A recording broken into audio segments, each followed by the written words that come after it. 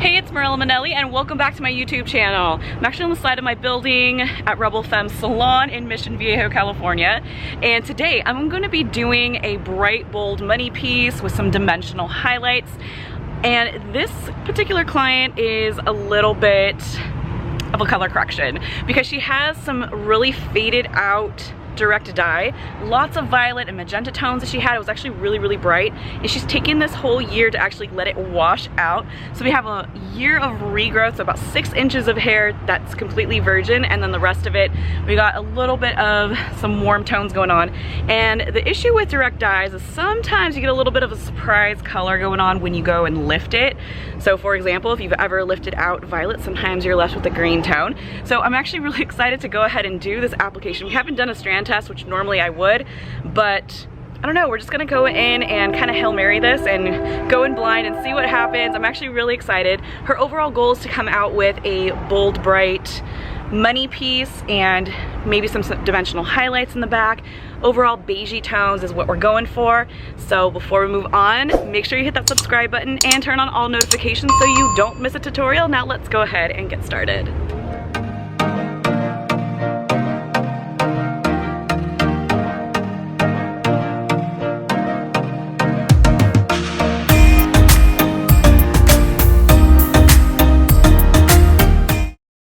Alright, so like I mentioned, you can see that she has lots of virgin hair going on underneath. So it's been about 6 months since she actually dyed it, but you can see all of that pink going on. And you can also see some of that grow out right there in that mids to ends area. So this is definitely a color correction, and I'm just going to be straight up with you guys. I think that I should have done a strand test first because I would have avoided what I'm about to show you in this video. So what I'm doing here is just isolating out her money piece because I want a nice clean section. Now I am going to bring some of her hairline forward, but overall I like to figure out exactly where her money piece wants to live according to where she naturally parts her hair. And you can see I'm gathering the hair and then just kind of pinching it and letting the hair tell me exactly where it wants to live. And then I go in and clean it up with a really clean section and then just clip it away.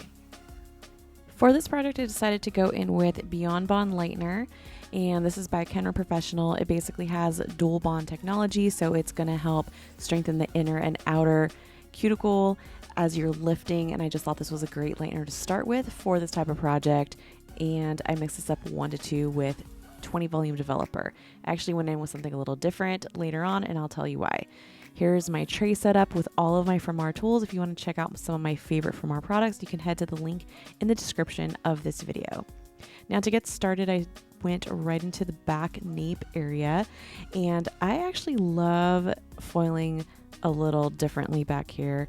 And I usually pull up the hair and weave the pieces down to isolate them, and then I put the foil against the head. Now this just gives me a more flatter working space, which also allows me to get a little closer to that hairline, which for me can be kind of difficult when you're working with the curvature of the head and the neck. So flipping it up like this does take a little bit of practice when you first get started, but I promise once you do this for the first few times and you nail it, you're going to be totally addicted to applying your foils just like this on the hairline. So I did the same exact thing to the other side, and you can see here I just kind of like fold the little lip over and then just flip the hair right on up. And there's no hair getting in my way. I have a nice clean tension and section to work with, and I can get really close and I can see exactly what I'm doing. Now I just basically do a horizontal section right in the back center. Now for whatever reason I just flipped my foil downwards, but typically I do it up as well. I guess I was just kind of feeling a little wild that day, but overall this works too. But you can see there's a little bit of difference with the tension versus when I flipped it up towards the head. I can't quite remember why I did this in this video, but maybe it was the purpose of showing you the difference. I really don't remember because it's been about a month since I recorded this. But nonetheless, at least you can see this is pretty much the sectioning that I do right onto the hairline. So now I'm just going to do another back-to-back highlight right behind that center section, and I am going to leave a little baby subsection in between, but basically this is about a 1/4 inch wide section, and then I just highlight right on top of that. So I just have a little bit of depth going on, but it's also going to give me ultimate brightness when she does pull her hair up. So overall, for this hairline placement in the back, I basically have 2 back-to-back baby lights on each of these sections. So a total of 6 foils. So 2 on each side and 2 right in the center on the bottom. Now, I'm going to go ahead and speed this up a little bit, but I do want to be a little transparent with you guys. I took a huge risk not doing a strand test and also not doing a color remover with this process. So I want to know down below what you think I should have done for this particular client, knowing that she has previous highlights going on underneath, she has virgin hair on top, and then also the direct dye that's super faded. I want to know, comment down below if you think I should have done a strand test first or a color remover. Alright, so if you've seen any of my videos, you know that I love me a good zigzag. So that's exactly what I'm doing for this application. I have zigzag on the underneath section as well as the top section. So this is pretty deep V's, or not V's, zigzags. And then I'm going to take this entire section that's about 1/4 to 1/2 inch thick and then simply tease it, creating a teasylight. Now, the reason why I decided to do this is so that way I can have a really bold highlight as well as enough depth going on underneath. You can see that I'm using a board for this application. I personally love using boards, and I'm using my power painter from Fermar to basically saturate the mids and then stroke up my product, because what that's going to do is give me that surface paint that I'm looking for that blend.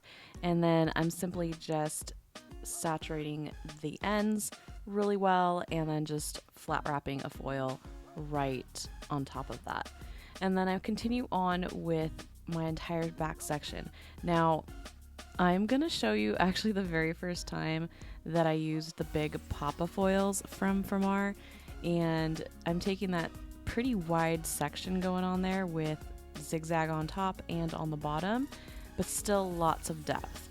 And this is going to give you an overall brightened appearance because of the placement that I'm doing, which is horizontal. So if you want to know what placement and the effects that can be created with them, you might want to check out 4 foil placements and the effects that create video that I created. That's also going to be in the description of this video, and then you can check out the link right above on the right.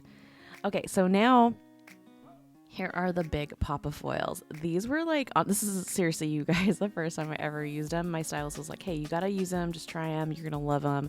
You can work with really fat sections and get this full highlight put in no time. And honestly, she was not wrong.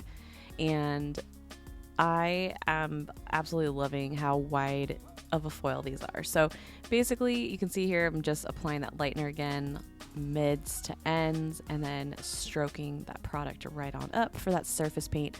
Now, you're probably like wondering, why would I surface paint right here if I'm dealing with direct dye? Keep in mind, she had about 6 to 9 months of new growth going on, so I wasn't quite worried about it turning a funky color right in that area. It was more on those mids and ends that I was worried. So that was really my main concern. Alright, so you know how I told you that that first foil was the first time that I used the big Papas? Well, I had to kind of switch it up a little bit because I love using a board, like I showed you on the first foil. So I decided that I was going to split this in 2 and then still do the zigzag partings, work in slightly smaller sections, but these are still pretty wide. This is going from the front all the way to the middle section, and I'm using my board to paint with. And because I'm working with really fat sections, I knew I needed to thoroughly saturate those mids and ends. So I felt that the board was necessary in order to comb through my lightener and be able to reapply and make sure it's nicely saturated. So in all transparency, I did go through and reapply on those back sections after I got this all kind of put in. But I felt like the board was the easiest way for me. Now, as you work and, you know, just kind of do what works best for you overall. But I just love using the board.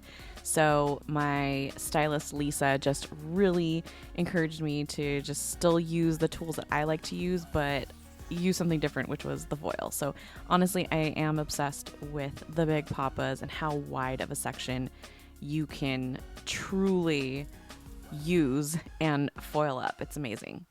Now, the key to this type of application is make sure that you have an even distribution of your product. You don't want the lightener to look uneven at any point on this application, because if it is, that's where you're gonna get that spotty lift, if you've ever seen that before, which we all have, because we've all have done bleach before and we're like, why is this stripy? Why is this streaky? Why is this blotchy? It's our application. So definitely look at your application, make sure that it's even, and just reassess it before you close up that foil. Now, I want to disclose that I am doing this to both sides of the head. So her hair is split down the center, and then I'm just working on the left side and then doing the same exact thing on the right side of her head. But the zigzag sections are meeting in the middle. So I just want to disclose that. And I'm going to continue on with this application. Now, I have had a couple people in my YouTube videos comment that you should not comb through lightener, and I'm here to tell you that it is okay to comb through lightener when you're doing the application, but not during the process. So what that means is you can do it while you're doing the foiling, but in like 30 minutes or something as it starts to process, I personally would not recommend combing through the lightener. So once I have the entire back section complete, I have this top section. So I decided to just fatten this bad boy up. I took this entire section and just really exaggerated it. I wanted this to have like a natural fall, and I ended up highlighting both sides of this section, and I'll show you exactly how I did that. But basically, this is about a 2 to maybe 3 inch wide section, and I'm still going to take my board and I'm actually laying one side down, and then I'm just going to surface paint and saturate paint on this side, and then I'm going to flip it over and just do the other side, because this is the top and center of her head. So I just want to make sure that it's going to have a really nice, beautiful soft fall. This is exactly what it's going to look bright, but it's going to have a soft fall at the same time because of the placement. And again, to be completely transparent, this section was pretty ambitious. I just took a chance on it, and I made sure to really work in that product and then place my Big Papa foil. And honestly, once you see the final result, I'm not mad about it. It actually came out pretty darn good. And then here's a quick shot of my girl Lisa. She's helping me record, but she's also an amazing hairstylist, so you might want to go check her out too. I'll put the link in the description. All right, so now it's time to work on the front hairline. So much like I did the back, I basically combed the hair completely up and then brought my weave right on down. I really like doing this trick because it doesn't leave any hairs in your way whatsoever, and you're just gonna get the cleanest section possible with no bleeding. As long as you're not overlapping onto the skin, you shouldn't get any bleeding with this technique. It's honestly the cleanest form of sectioning for a highlight possible. So I'm just gonna go along with her natural hairline, and this whole entire section is probably about 1.5 inches wide.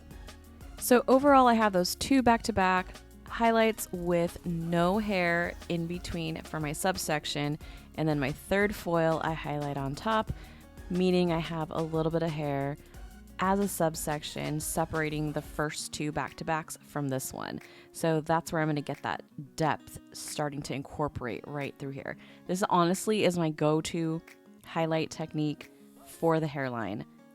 So once I get both sides complete, I'm now going to work on the bunny piece. Now the reason why I do it this way is because typically the front hairline is the quickest to process, so that's why I start from the back and then work my way up.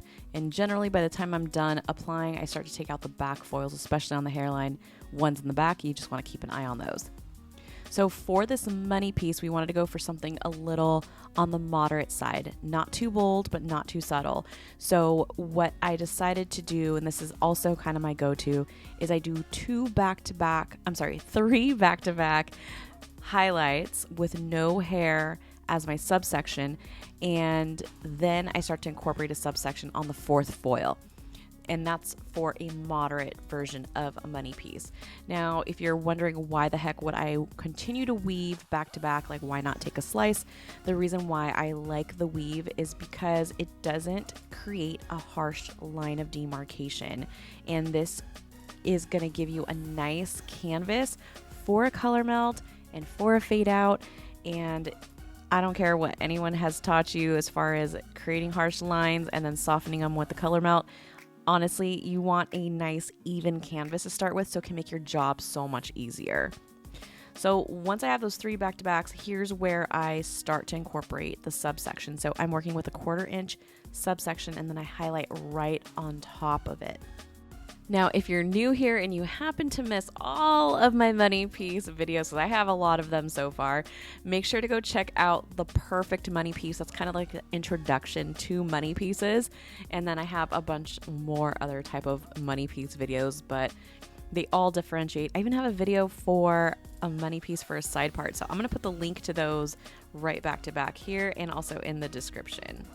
So now once I have that basically 4th foil done, I'm now going to take a heavy weave just to finish off this triangle and teasy light it. Now this is going to marry it to the style of highlight that we did towards the interior of her hair. I honestly am obsessed with this application, and you'll see why when we're all done, but I love teasy lights. If you're opposed to teasy lights, maybe try the air touch technique. The air touch is another great option, so you don't have to deal with the detangling afterwards. But honestly, usually when I do a detangle or a teasy light, I should say, I typically will pair it up with some form of treatment as I'm detangling, and that's kind of like an upsell when you're doing your service for your client. All right, so I went to go check on these foils, and this is what I was talking about. This is the pink, you guys. OMG. How do I fix this? So my stylist, Lisa, she's actually my education manager at Rebel Femme salon for me. So she does an amazing job educating my team. But she went and actually ended up taking over this client for me. Thank bejesus that she was there, because I had another client as we were filming this. And we decided that we were going to put on blue powder lightener right on top of this. So the blue powder lightener was definitely necessary. We needed that ammonia lift and a power lifter to help kind of continue to lift through this pink. Now, the blue powder lightener only did so much, but it definitely did something as she continued to work with her hands and the brush through each and every single section before we did some corrective toning, which I'll kind of show you in just a second. So comment down below if this ever happened to you, and what did you do to fix pink hair? Let me know. I want to know what you would do versus what I did. But check this out. Look at how much the blue powder lightener, it really did kind of work through some more of that pink, which really helped for the very, very end. Overall, we let her process for about 50 minutes. So this was a lot of like handwork that Lisa did. So props to her for getting this lifted to as much as we could and pushing her hair to the limit without compromising it. So once she was done processing, we decided with everything that we had done in her hair, we just needed to let it be at this point. So we went in with a blue shampoo to help just kind of pre-tone right at the bowl, let that sit in for about 5 minutes. And then she used Pearl Detangler to thoroughly detangle her hair, starting from the bottom and then working, her way up. I'm using that from our detangling brush. Link is in the description if you want to check that out as well. And this is just after about 5 minutes of detangling with that Pearl Detangler. So you can see the amazing results you can still get from teasylights. It's a really gorgeous blend. All right, so we lifted her, and while there's some really gorgeous blonde pieces, there's a little bit too much magenta going on, and then we decided to veer away from giving her that beigey blonde that we were kind of going for. So we decided to go for a beigey blush blonde that we're comfortable with. But again, those back pieces just have a little bit too much magenta going on. It's just a little too pink. So I don't know, we kind of were tossing the idea around of using Ada NUA as a pre-tone, or even the green blue rapid toner with lots of clear. If you've never tried that, that actually like kind of gives you an anxiety attack a little bit. So I decided that I think we're gonna be using this 10 Green Frost. It's a discontinued color from Kenra. We just had a bunch of it left over, and I feel like this is sheer enough of a green that maybe it will just kind of like blush out some of that magenta with the green level 10. So I'm just gonna take a chance to see what kind of happens here, and then worst case scenario, we're gonna rinse it out and then just go ahead and tone her with maybe 8 ROM with some 8B or something like that. We'll see. Let's just keep going. All right, so I mixed up that Green Frost, and then I added in just a little bit, actually it was a little bit more than that, probably like a couple pea sizes of the green blue rapid toner. Now this is a product that's still on the shelves, and do not sleep on it. Another great way that you could mix this up is just clear with the green blue rapid toner.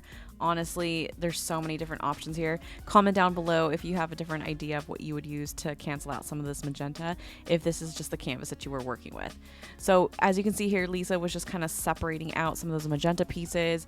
We let that green frost and blue green rapid toner kind of process, and then we went in with the final glaze. We ended up deciding to do a color melt of 7 NA, and then melted that right into 8B with 8 ROM, just to kind of create that blushy tone and just enhance that magenta that we already had going for us. And here's the final result of this color correction. She started out with some pink. We actually learned later on that she actually had splat in her hair. So I probably would have addressed it completely differently, but I think we got her to a really great place for this final end result. We finished her off with a gorgeous money piece, did those teasylights, or really a balayage teasylight, if you will. Gave her some really gorgeous highlights around the hairline, and honestly, it looks so good. We're both really, really happy with it. Basically, what I told her is this is a great starting point for her. If it bothers her in a couple months and she really wants to remove that pink out, I personally think it's gonna gradually wash out as she wears it over the next 8 weeks. But we did a treatment on her and made sure she was like all ready to wear her hair beautifully. But in about 8 weeks, we'll kind of address it a little bit differently. We might go in with a color remover and kind of see what goes on from there. But overall, I'm really happy with it. She's really happy with it. She's ready for senior pictures. Overall success today with this color correction. Now, I really hope you enjoyed this hair tutorial, and if you did, please give this video a thumbs up and make sure to subscribe. And be sure to check out my other social channels like Instagram, TikTok, and here on YouTube, all under Morella Manelli. You can even sign up for my newsletter on my website at morellamanelli.com. And be sure to check out my podcast called Hairbnb. It's a podcast about hair, beauty, and business, where I give you lots of business tips week after week. Oh yeah, and if you want more free education and also some courses that I offer, go to my website, morellamanelli.com, and I will see you in the next tutorial.